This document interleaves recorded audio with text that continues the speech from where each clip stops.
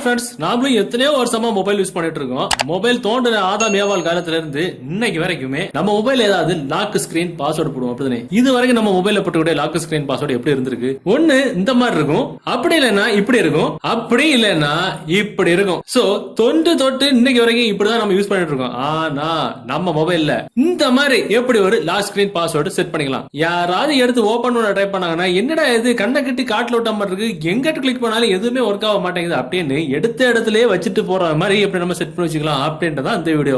எப்படியும் தெரிஞ்சதுக்கு இந்த வீடியோ நீங்க ஸ்கிப் பண்ணாம ஃபுல்லா பாருங்க. பார்த்ததுக்கு அப்புறம் டெஃபினட்டா அந்த தகவல் உங்களுக்கு உபயோகமா இருக்கும். உபயோகமா இருந்துச்சு அப்படின்னா வீடியோக்களை கூட லைக் பட்டன் ஒரு தட்டுக்கிட்டு பக்கத்தில் கூட ஷேர் பண்ண கிளிக் செஞ்சு உங்களுடைய வாட்ஸ்அப் குரூப் மற்றும் Facebook நண்பர்கள் கூட ஷேர் பண்ணி விட்டுருங்க.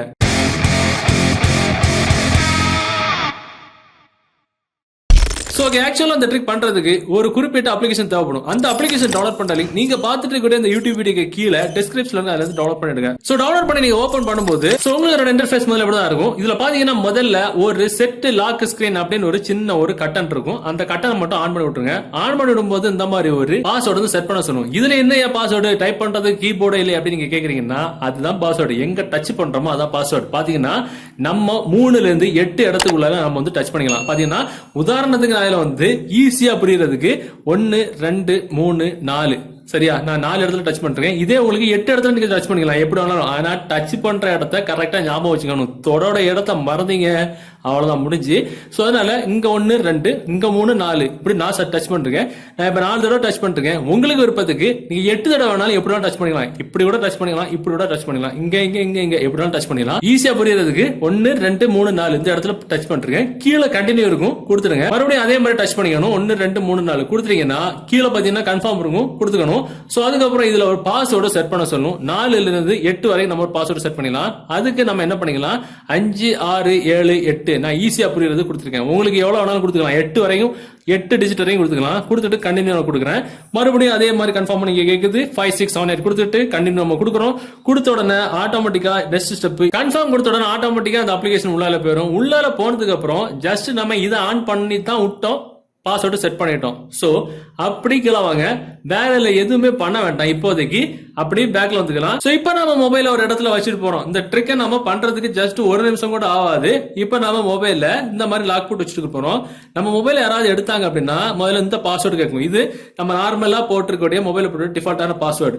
சோ இந்த பாஸ்வேர்டு நீங்க டிசேபிள் பண்ணிக்கலாம், நீங்க போட்டு கூட வச்சுக்கலாம். இப்ப பாத்தீங்கன்னா இந்த பாஸ்வேர்டு வந்து உங்களுக்கு தெரியாத இல்ல உங்களுக்கு தெரிஞ்ச ஒருத்தர் உங்க பாஸ்வேர்டு தெரிஞ்சு உங்க ஒய்ஃபோ ஹஸ்பண்டோ இல்ல உங்க ஃப்ரெண்டோ சரி பாஸ்வேர்டு போடுறாங்க. இப்ப பாத்தீங்கன்னா உங்க மொபைல் ஓபன் பண்ணி சேம் பாஸ்வேர்டு போட்ட உடனே அடுத்த ஸ்டெப் இப்படி வந்து நிக்கும். என்ன இது சாதாரண வால்பேப்பர் மாதிரி இருக்குன்னு சொல்லிட்டு அங்கே இங்க எல்லாம் டச் பண்ணுவாங்க, எதுவுமே ஒர்க் ஆகாது. பாத்தீங்கன்னா மொபைல் வைப்ரேட் ஆகும். சோ எதுவுமே ஒர்க் ஆகாது. மறுபடியும் ஆஃப் பண்ணிட்டு மறுபடியும் ஆன் பண்ணுவாங்க. மறுபடியும் பாஸ்வேர்டு இருக்கும், டிஃபால்ட்டான உங்க மொபைலோட பாஸ்வேர்டு. அதை கொடுத்துட்டு உள்ள போவாங்க. மறுபடியும் அப்படிதான் வந்து நிற்கும். என்ன இது அப்படின்னு சொல்லிட்டு கன்ஃபார்மா கன்ஃபியூஸ் ஆயிருவாங்க. எங்க டச் பண்ணாலும் எதுவுமே ஆகாது. ஏன்னா மொபைல் வைப்ரேட் ஆகிட்டே இருக்கும். சோ எங்க டச் பண்ணா ஓப்பன் ஆகும் அப்படின்னு நமக்கு தான் தெரியும். கரெக்டா டச் பண்ணா மட்டும்தான் மொபைலுக்குள்ளாலே போக முடியும். அது தவிர எங்க டச் பண்ணாலும் எதுவுமே ஒர்க் ஆகாது. சோ தப்பா ஏதாவது டச் பண்ணாங்கன்னா டெஃபினட்டா ஒர்க் ஆகாது. ஒருவேளை நம்ம தப்பா டச் பண்ணா என்ன நடக்குன்னு பாத்துக்கலாம். இப்ப பாத்தீங்கன்னா தப்பா டச் பண்ணா அந்த ஒரு பின் நம்பர் நம்ம கொடுத்தோம்ல 5 6 7 8 அந்த பின் நம்பர் நம்ம கரெக்டா கொடுத்துக்கணும். 5 6 7 8 கொடுத்து ஓகே கொடுத்தா ஆட்டோமேட்டிக்கா உள்ள போயிடும். சோ இப்ப நம்ம கேட்கலாம், இந்த பாஸ்வேர்டு நமக்கு மொபைல்ல உள்ள எல்லாருக்குமே தெரியும், பக்கத்துல உள்ளவனுக்கு. இந்த பாஸ்வேர்டு கூட நம்ம போடும்போது நம்ம கை சேவை பார்த்து யாராவது கண்டுபிடிச்சிட்டாங்க என்ன பண்றது அப்படின்னு அதுக்கும் ஒரு வழி இருக்கு. அதுல கீழே பாத்தீங்கன்னா நாக் ஏரியா விசிபிலிட்டி அப்படின்ற ஆப்ஷன் டிஃபால்ட்டா டிக் மார்க் ஆன்ல இருக்கும், எடுத்து விட்டுருங்க. சோலி முடிஞ்சு போச்சு. இப்ப பாத்தீங்கன்னா மறுபடியும் நம்ம ஆஃப் பண்ணிட்டு ஆன் பண்ணி போறோம். இந்த டிஃபால்ட்டான பாஸ்வேர்டு உங்க மொபைல்ல நீங்க வச்சிருந்தா எக்ஸ்ட்ரா சேஃப்டி, வைக்கலன்னா சிங்கிள் சேஃப்டி தான். இப்ப பாத்தீங்கன்னா உள்ள போறேன். அந்த கட்டம் தெரியல பாத்தீங்களா, ஏன்னா அதுதான் அந்த டச் பண்ணோட விசிபிலிட்டி நம்ம எடுத்து விட்டுட்டோம். சோ இப்போ எங்க டச் பண்ணா ஓபன் ஆகுன்றது நமக்கு மட்டும் தான் தெரியும். அங்க டச் பண்ணா மட்டும்தான் ஓபன் ஆகும். பாத்தீங்களா, எங்க டச் பண்றது நமக்கு தெரியும், பாஸ்வேர்டு போட்டா நமக்கு தெரியும். மறுபடியும் பாருங்க,